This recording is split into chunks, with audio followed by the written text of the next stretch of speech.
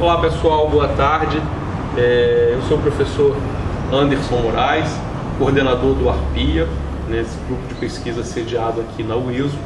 E hoje a gente veio aqui na casa do Gabriel Billy conhecer um pouquinho mais das pesquisas que ele faz sobre a região. O Gabriel, ele é formado pela Rural, na Escola de Belas Artes. Hoje em dia ele faz mestrado também na área de Belas Artes, mas lá na UFRJ. E ele tem estudado como tema de pesquisa o Carnaval em Santa Cruz. A gente vai conversar um pouco hoje sobre o Gabriel. O Gabriel é um artista multifacetado, ele toca na banda Gaiata Sem Gaia, tem livros, né? Esse aqui é um deles, o Vera Cruz, Sonhos e Pesadelos, e ele agora continuando a atuar nessa área artística, que é uma área que ele é própria. Ele tem pensado na temática do Carnaval de Santa Cruz. Eu queria que você falasse pra gente um pouquinho, Gabriel, como é que você chegou a essa questão do Carnaval como uma temática de pesquisa. Então, tudo começou quando eu tive que fazer a monografia da graduação, né, lá da Rural, de Belas Artes. Eu decidi que eu não queria fazer uma coisa muito repetida, assim, artistas muito batidos, nem artistas europeus, nem artistas brasileiros mesmo com temáticas muito batidas, repetidas, né. Digo como objeto, eu sei que um objeto pode ser explorado em diversas perspectivas. Só que eu queria uma coisa assim mais próxima da minha realidade. Eu falei, eu preciso buscar um artista daqui da região. Aí eu fui no NOP, né, que é um Núcleo de Pesquisa e Orientação Histórica de Santa Cruz, e na época eu pedi esse tipo de ajuda, né. Eu falei, o que tem de artistas plásticos aqui, artistas visuais em Santa Cruz? Aí eles foram me indicando uma série de artistas. E o que mais me chamou a atenção era um que era pintor, fotógrafo e fazia máscaras para o carnaval, máscaras artesanais feitas em papel machê, que era o Nicole Xavier, um artista descendente de chineses, que morava aqui em Santa Cruz, veio muito criança para Santa Cruz, e ele ficou encantado assim, com o Carnaval de Santa Cruz, e ele começou a se aprofundar nessa questão da produção de máscaras que já existia no Carnaval de Santa Cruz. E isso em que época? Isso, olha, quando ele chegou aqui era em 1920, a década que ele chega bem criança em 1920. A fase que ele fala como se fosse a fase de ouro porque ele deixou alguns escritos, né? Ele publicou no jornal local ali do NOP e tal. A fase que ele fala que teve a produção de fase de ouro dessas máscaras artesanais foram na década de 30 e 40, que ele produziu bastante. Só que assim, eu achei até em momentos posteriores a produção muito grande, até década de 50 tem muita foto e tudo mais, parece que era uma produção que ainda era muito rica aqui. E essas máscaras eram usadas no Carnaval de Santa Cruz? Então, aí que está o detalhe. Depois disso, de eu estudar o Nicole em si, eu no mestrado decidi desdobrar, entender melhor esse carnaval que acontecia em Santa Cruz. Sim. E quando eu falo que acontecia mesmo, que é aqui no bairro, e não um carnaval que meio que se exporta, né? Por mais que assim, é super importante para a localidade acadêmica de Santa Cruz, hoje ela faz um carnaval que é mais apresentado no centro do Rio. O que me interessava era o carnaval que acontecia em Santa Cruz. E aí eu peguei, assim, eu tenho até um recorte muito extenso dentro da minha pesquisa, talvez afunile, mas eu pesquisei praticamente o século XX todo. Eu tenho muito material de pesquisa de carnaval, muita coisa mesmo, assim, de acervo de foto, acervo de jornal, documentos. E o que acontece com a questão das máscaras? No século XIX existia muita utilização dessas máscaras no centro do Rio. Quando elas surgem assim como uma coisa um carnaval de elite, de bailes fechados. Depois elas começam a se popularizar, essas máscaras de papel machê e tudo mais. E nesse momento que ela começa a se popularizar, chega um ponto que o Rio de Janeiro começa a querer dar um outro ar para a cidade. Então ele começa a tentar fazer uma França tropical. Aí tem o que chamam de Belle Époque brasileira, que eles tentam mudar os ares da cidade nos seus costumes, na sua forma estética e também no carnaval, nos seus festejos.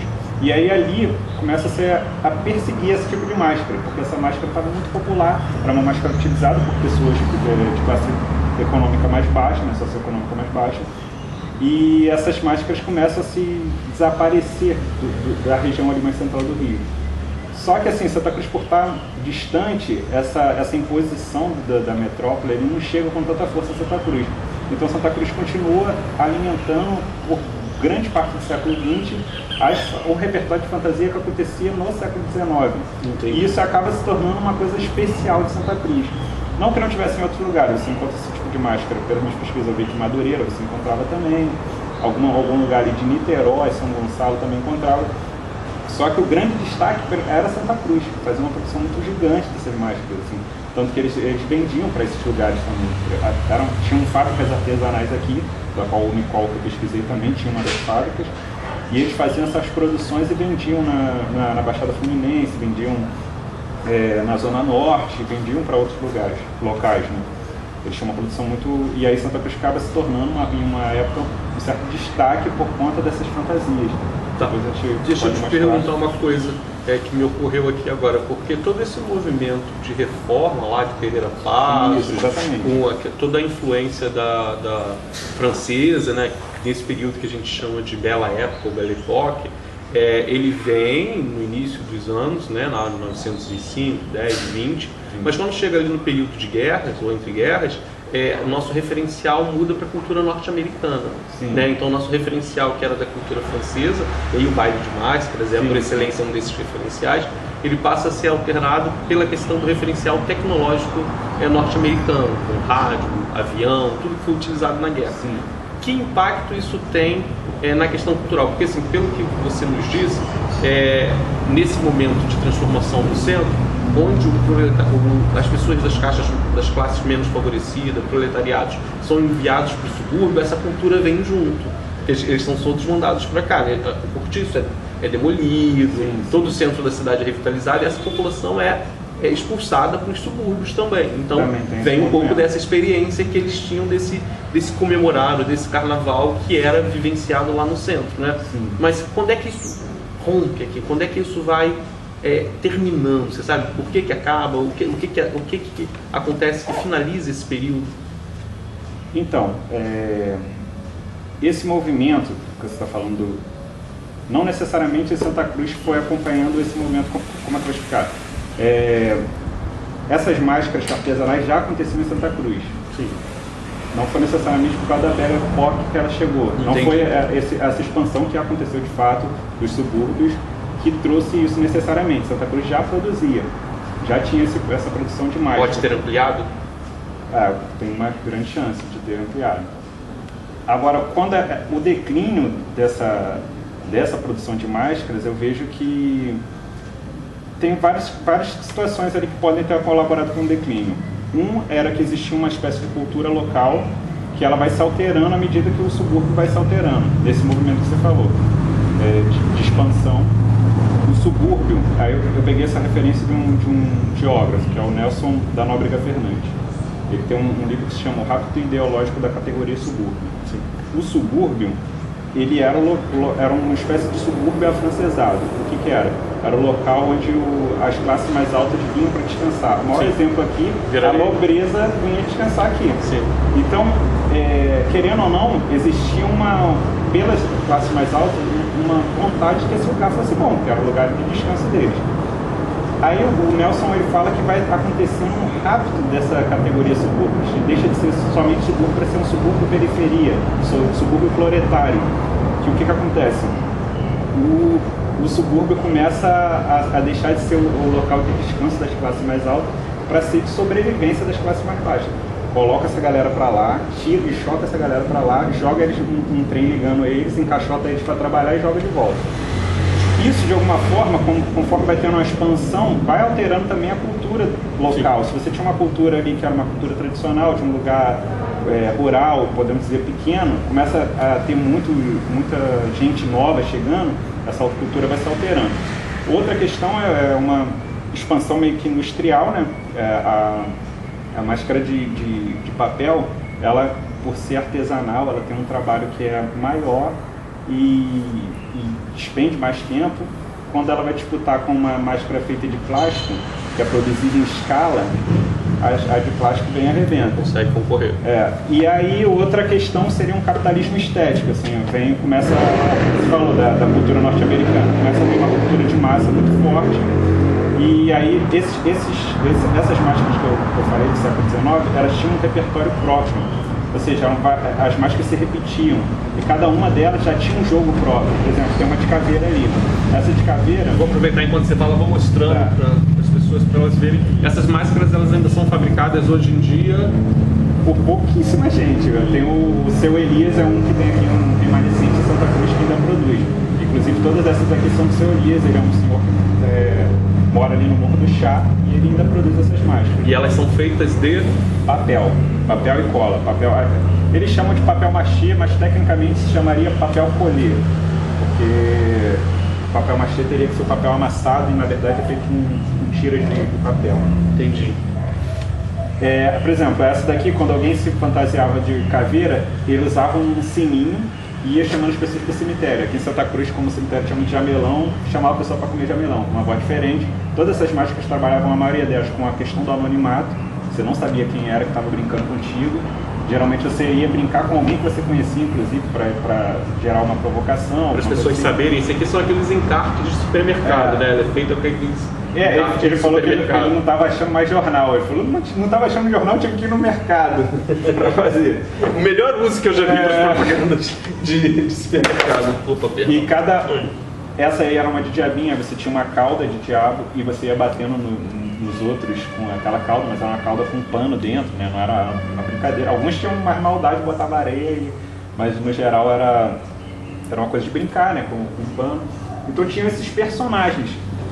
À medida que você vem a fantasia do Batman, do Super-Homem ou de qualquer produto de massa, esses personagens não deixam de ser preferidos para serem preferidos também no produto de massa.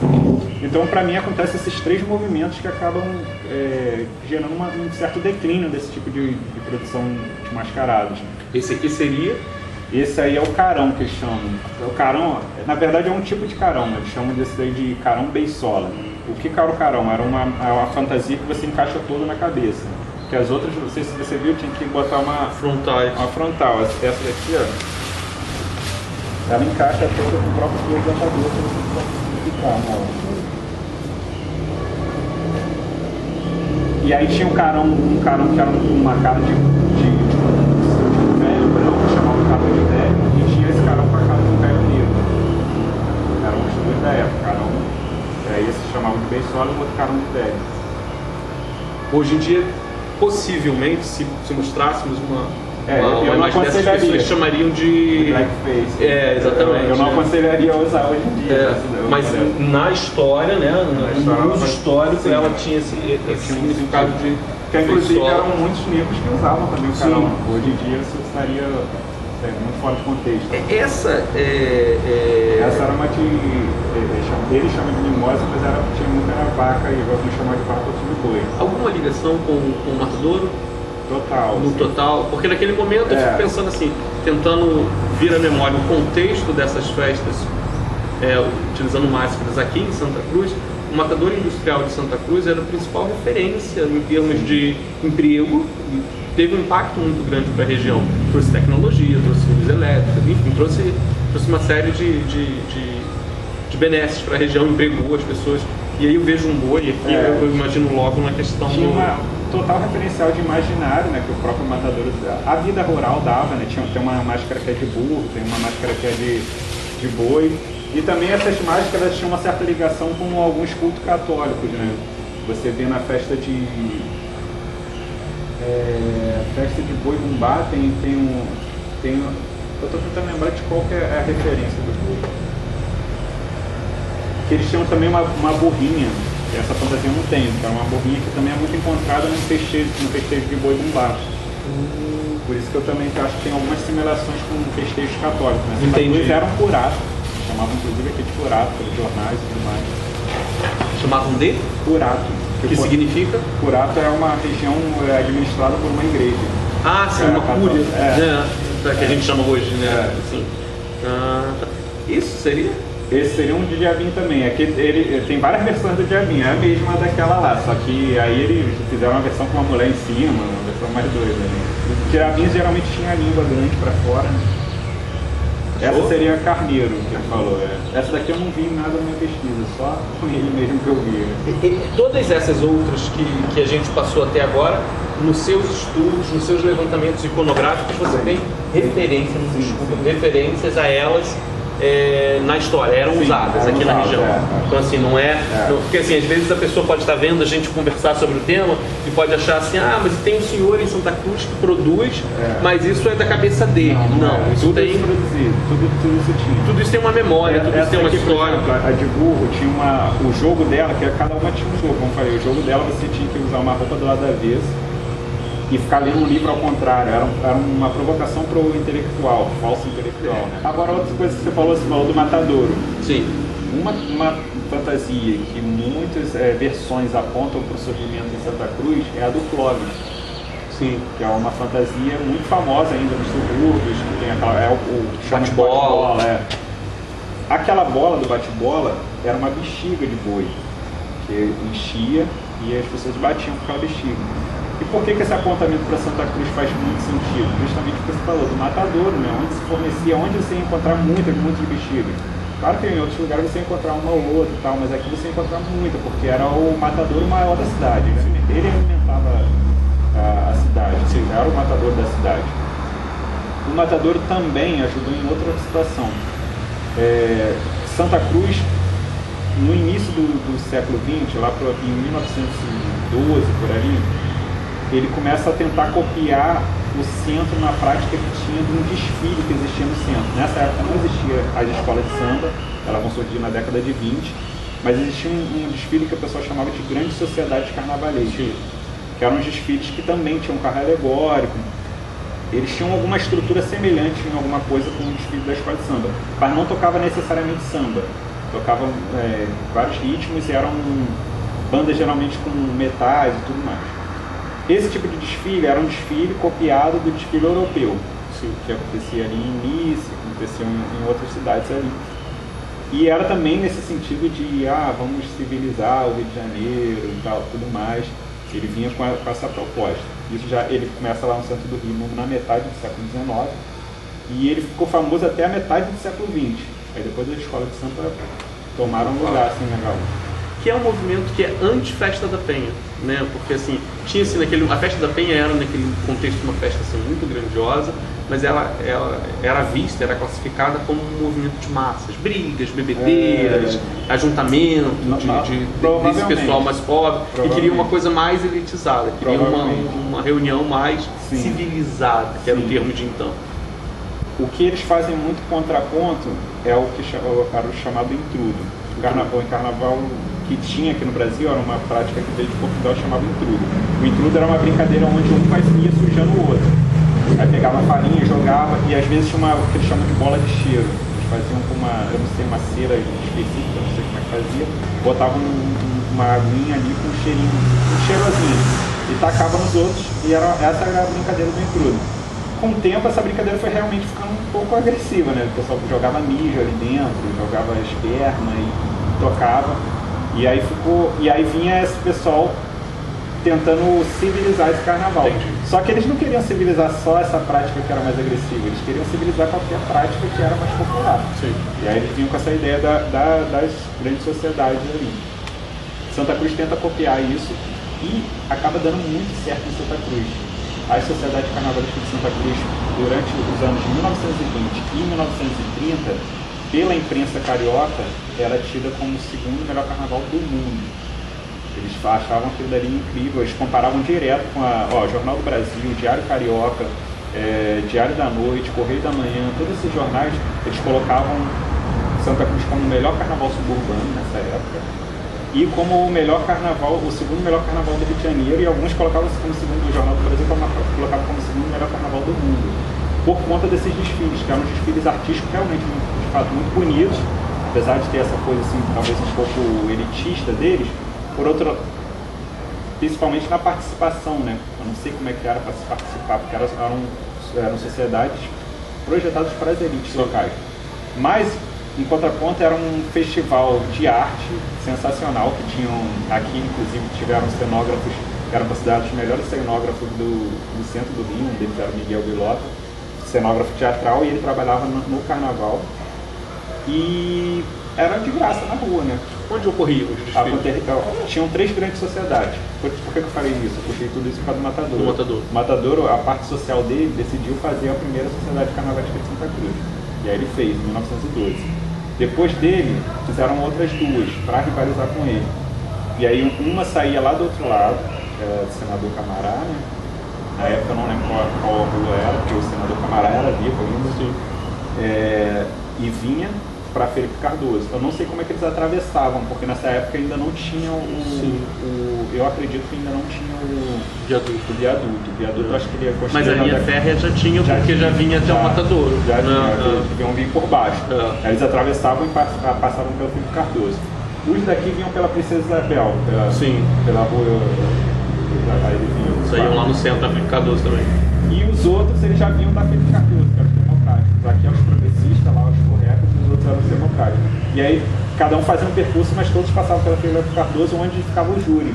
Então eram 3 grandes agremiações: furrecas, democráticos e progressistas. E aí o vinculado ao Matadouro era progressistas. Do outro lado de Santa Cruz, os furrecas, e a terceira ali do centro de Santa Cruz eram os democráticos. E quem eram? Essas pessoas pertenciam ao mesmo grupo social ou havia rivalidade entre eles? Tinha um pouco de diferença. O mais elitista de todos era do progressistas, né? Porque era uma galera com mais grana, que era do setor social do Matadouro, então era uma galera que tá ligada a estancieiros e tudo mais. Os furrecas democráticos eram tidos como tendo menos dinheiro, mas como eu vi que o furrecas ele ganha muito e ele consegue trazer um cenógrafo muito importante, eu acho que ele também tinha um certo dinheiro. O mais ferradinho era o democráticos, pelo que tudo indica. Ele ganhou poucos títulos, nessa janela toda aí ele ganhou 2 títulos só. E ele, cada um era muito cenógrafo amador que fazia para ele, era uma coisa assim mais ligada às classes média e média baixa. Os outros eram. O furrecas tinha alguma ligação para a média também, e o mais de elite era o progressista. E aí, assim, por exemplo, eu tinha esse Miguel Bilotto, que é um grande cenógrafo famoso, que era ele trabalhou lá para as grandes sociedades do centro também, então ele era um nome super de peso aqui, e ele também trabalhava na cenografia teatral, e ele era um dos principais nomes da cenografia teatral que acontecia no Rio de Janeiro. Ele trabalhava nesse carnaval daqui, aí elogiavam muito do carnaval dele. E aqui teve um que era o Emílio Vilon, falavam que ele é até tio do André Vilon, que é um ator de teatro muito famoso aqui em Santa Cruz, que trabalhou na TV. Ele também era muito destaque. Teve um que era o Emílio Stein, que ele era aluno do Cândido Portinari. Aí tu vê que tipo de nível de apresentação, por mais que fosse uma coisa assim, é mais para elite, mas lotava, assim. Eu tenho relatos não sei se você conhece o professor Simvaldo. Sim. O Simvaldo, ele gravou alguns relatos orais na época dele do NOB, na década de 80, 90. Ele ficou mais tempo no NOB, mas teve uma época que ele ficou gravando esses relatos. Ele gravou relatos de um que ajudou nesses. E ele fala, cara, isso aqui ficava lotado, era como se fosse lotado como se fosse um jogo de Maracanã, assim, ficava muita gente. E vinha de todas as redondezas, que era o segundo melhor carnaval, então vinha todo mundo para ver esses desfiles, que eram considerados grandes desfiles de Santa Cruz. Então tinha um impacto econômico na região? Com certeza, tinha. Santa Cruz era diferenciado nesse sentido que a gente falou do lado rápido ideológico, né? Santa Cruz hoje, eu fui vendo uma pesquisa, vi que tem um índice de acesso à cultura, que Santa Cruz numa escala de 0 a 100, está com 5, alguma coisa, de 0 a 100. O centro do Rio tem 100 e 100. Olha que segregação. E aí você imagina que nessa época tinha aqui 3 cinemas, não sei quantas sociedades musicais, 3 sociedades musicais, tinha 2 festas públicas por mês, as pessoas públicas, assim, na rua. Claro que também nessa época acredito que tinha uma segregação aqui também, óbvio. Mas era um lugar que tinha mais acesso a coisas, né, culturais, né, movimentos culturais. Essa origem cultural lá, né, no século XIX, passando pro século XX, você de alguma forma associa, além do Matadouro em si, que você já disse aqui que foi um dos que impulsionaram essa cultura carnavalesca, mas a presença da família real por meio da residência ali, né, Fazenda Imperial, teve também um impacto na introdução desses hábitos, desses costumes? Sim, essa parte eu não consegui comprovar. Até tem uma pessoa que está na minha banca, né, a professora Dina Guimarães, ela acredita que ela pesquisou no Carnaval Antigo, ela falou, olha, essas máscaras eram do período imperial, e a família imperial passava em Santa Cruz. Sim. Então tem realmente ela me deu umas pistas, mas eu não consegui, indícios, né? Mas eu não consegui nenhuma prova assim, dessa ligação. Mas o que eu tenho certeza é que, de fato, aqui existia um desenvolvimento diferenciado, justamente por causa da família imperial. Mesmo quando ela vai passando, vai se desdobrando isso daí, né? Porque você não é de uma hora para outra assim, isso aqui é bom, amanhã vai estar ruim. Sim. Não, essa coisa vai se diluindo. Sim. Então tá se diluindo até hoje.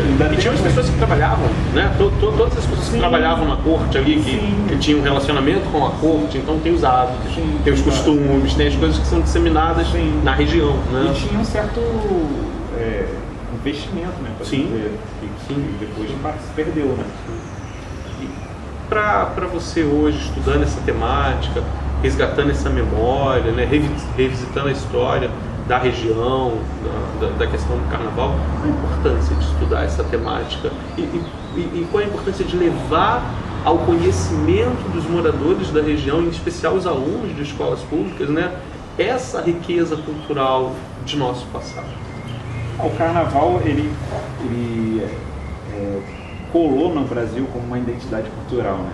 O carnaval não é brasileiro, mas hoje em dia ele era muito forte. O carnaval brasileiro tem uma força muito grande. Então ele influencia muita coisa, ele move a economia, ele altera os espaços a partir da sua cultura e tudo mais. Então é uma coisa muito interessante da gente abrir os olhos, inclusive os estudantes de arte, porque a gente acaba estudando muita referência visual, às vezes de fora. Sim. E o carnaval é uma coisa assim riquíssima de referências visuais, sabe? De escultura, de pintura, os conceitos que fazem numa escola de samba para ter aquele desfile, o enredo, o pensamento por trás de um enredo, tudo isso é uma produção artística riquíssima, que muitas vezes é ignorada ou tratada como uma coisa menor. Isso é interessante. E para Santa Cruz, cara, Santa Cruz tem uma história carnavalesca riquíssima, né? Que teve, por exemplo, os desfiles mais importantes para a imprensa da década de 20 e 30 era aqui. A produção de máscara era um destaque. O Clóvis pode ter surgido nesse contexto aqui. E até hoje ele é patrimônio cultural da cidade de Rio. Então ele tem uma relevância gigante e surgiu aqui. E quando a gente perde esses referenciais, fica um lugar único. Sim. Tipo assim, o lugar não tem nada e nunca produziu nada. Sim. E quando a gente começa a enxergar que não, o lugar já produziu sim. Se não está produzindo hoje, ou se hoje está com uma produção diferente e eu quero melhorar, é melhor que a gente observe que é possível, porque esse mesmo lugar já produziu. Sim. E também dá uma olhada no que está sendo produzido hoje, né? Porque talvez é o mesma falta de atenção que você está tendo no passado, às vezes a gente está tendo presente. Né? Às vezes está acontecendo um monte de coisa aí interessante e a gente fala, né? Eu acho que é isso, é uma forma de jogar uma luz para a gente observar melhor o nosso entorno. Acho que é isso. Acho que a minha principal motivação é essa na minha pesquisa de mestrado. Assim. Eu acho que a vida acadêmica é legal e tudo mais, mas para mim, assim, se não tiver um sentido prático depois, é um negócio muito supérfluo, superficial, assim. E aí eu pensei desde o início dessa pesquisa nisso, assim, dar uma olhada no local, entender o que aconteceu. Também, outra coisa que me fez pesquisar era que o pessoal falava que antigamente aqui tinha o melhor carnaval do Rio, e eu achava que era papo de velho. Sim. Aí eu falei, vamos ver se isso é papo de velho mesmo. Não era, assim. Assim, tem algum sentido. Essa coisa de melhor é subjetivo pra caramba, né? Cada um vai falar que é um... Mas tinha um sentido que eles estavam falando. Teve uma efervescência, exatamente. Né, em algum momento. Assim.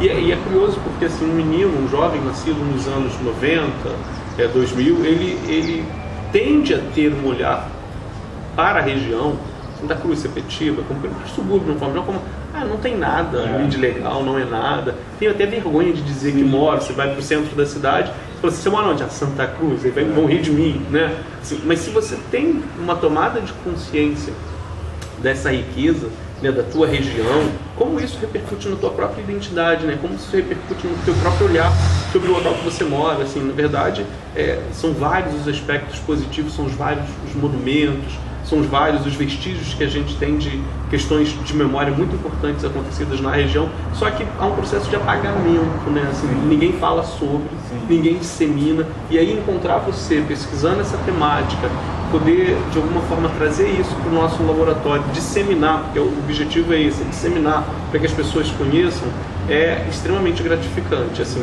faz o que você disse em relação ao estudo em âmbito de mestrado ou academia, faz sentido se a gente consegue encontrar essa história e disseminar, difundir, fazer com que chegue a maior parte possível dos moradores da região, não encastelar, não guardar para si, não ser erudito, assim, não é esse o propósito, né? Então te agradeço demais, te agradeço por nos receber, te agradeço pelas máscaras que você separou aqui, que são parte do teu estudo, que tem toda uma trajetória, toda uma explicação, que eu espero que as pessoas de alguma forma tenham entendido. Quem quiser saber mais sobre os trabalhos do Gabriel Billy, tem os 2 livros. O primeiro é esse que eu mostrei aqui, o outro Na verdade ainda tem 4, mas esse é o penúltimo, mas os outros 2 já até esgotou, eram livros com tiragem muito pequena.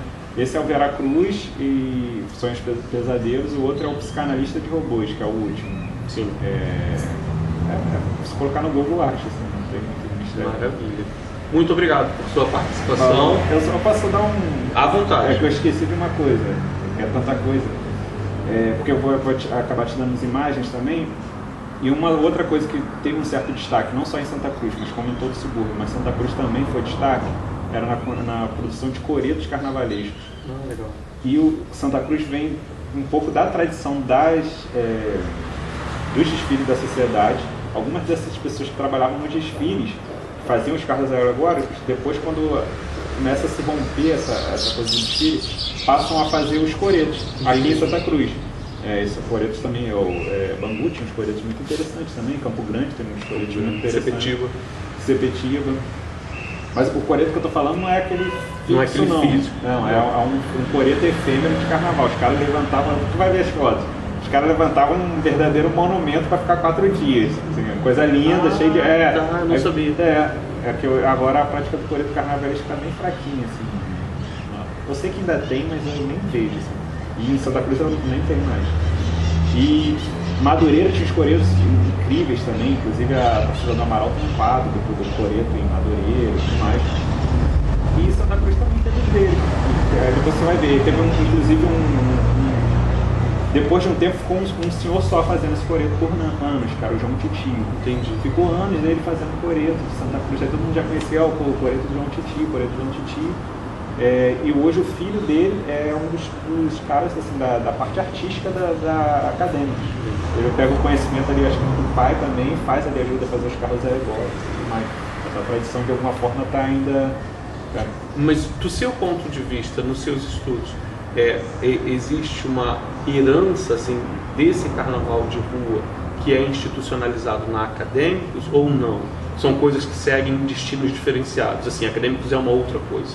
A Acadêmicos, se a gente pensar hoje em dia, tem um pouco da herança pelo filho do João Titio, né? Porque ele naturalmente, eu entrevistei ele, que é o Munir Neocolau. Ele faz ele seguia o pai dele quando era criança, então ele via como é que o pai dele fazia os coretos e tal. Querendo ou não, que foi uma escola para ele. Hoje em dia ele ajuda nos carros alegóricos, ele produz carros alegóricos para Santa Cruz. Então, de alguma forma, e o João Titio aprendeu com o Américo Belo, que era um cara que era dessa sociedade. Entendi. Então, tem uma continuação, pelo menos por ele. Nas mágicas tem uma continuação também, para pensar quem faz ainda, ele aprendeu com o Américo Belo também, que era o cara que também fazia mágica. Esses artistas trabalhavam em várias coisas. O mesmo cara que fazia o coreto, às vezes fazia o carro alegórico e fazia as mágicas. Era como se fosse uma guilda de artistas do Carnaval de Santa Cruz. Tem alguma continuidade, se a gente pensar um pouco assim. Tem alguma... E na tradição mesmo, eu vejo que o Clóvis, a fantasia de Clóvis, ela herda um monte de características dessa fantasia. Essas fantasias aqui estão vivas no Clóvis. O anonimato era uma situação dessa. A voz. Essa questão da voz. Tudo era dessas fantasias. O Clóvis, quando ele absorve isso dessas fantasias. pista, podemos dizer assim, de bater a bola. O diabinho tinha uma cauda, não era uma coisa que também se transfere ali. Quando a fantasia de Clóvis vai ficando cada vez com mais tecido, ela pega um pouco da fantasia de morcego. A fantasia de morcego ela tinha uma espécie de asa com bastante tecido, era bem enfeitadona. Então o Clóvis ele é a sobrevivência desse jogo de fantasias aqui de Santa Cruz. Cara, demais, Gabriel. Eu ficaria conversando horas contigo, mas a gente tem que pensar no tempo de edição pra disponibilizar lá depois. 2 horas. Depois ninguém consegue ficar assistindo, mas assim, não, obrigado. Obrigado, cara. Obrigado por tudo, assim.